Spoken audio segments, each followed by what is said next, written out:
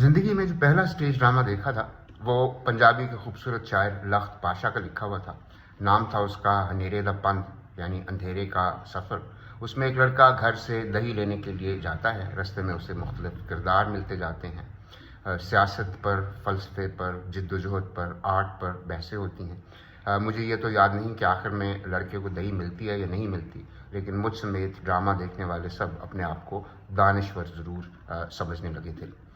हम चाहे लड़के हों या मर्द या बुज़ुर्ग, घर में कोई और काम करे ना करे, दही लेने ज़रूर जाते हैं। और फिर दही लेकर आते हैं तो दिल में हल्का सा शिकवा भी रहता है कि हमारी खिदमत का इतराफ़ क्यों नहीं किया गया। खाना यकीनन किसी और ने बनाया होगा, बर्तन भी कोई और धोएगा, लेकिन दही कौन लाया?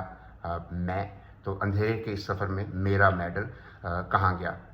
अपनी अपनी क्लास और औकात के मुताबिक लड़कों को साइकिल और मोटर साइकिल चलाने की इजाज़त भी पहली बार दही लाने के लिए ही मिलती है। बाद में अगर किसी के पास गाड़ी आ जाए तो भी गाड़ी से उतर कर दही की दुकान पर जाना पड़ता है।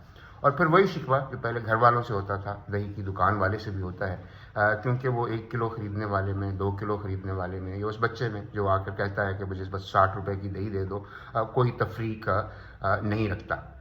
हम मर्दों की खिदमत इतनी है कि आपने दही की दुकान पर कम ही औरतें देखी होंगी, और दही की दुकान पर मैंने कभी कोई लाइन भी बनते नहीं देखी।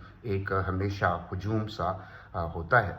तो ज़िंदगी में पहली बार गुज़श्ता हफ्ते एक दही की दुकान पर एक लंबी लाइन लगी हुई देखी। एक बहुत स्मार्ट लड़का, दही बेचने वाला, सबको बड़ी मुस्तैदी के साथ निपटा रहा था।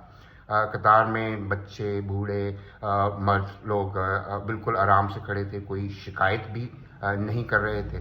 तो दिल में खटका सा हुआ कि क्या पाकिस्तान वाकई बदल रहा है?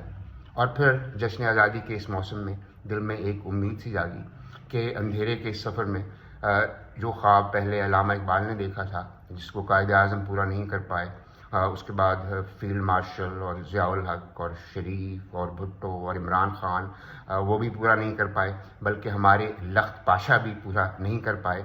तो हो सकता है कि अंधेरे के इस सफ़र में वो दही बेचने वाला स्मार्ट नौजवान ही हमारी रहनुमाई कर दे।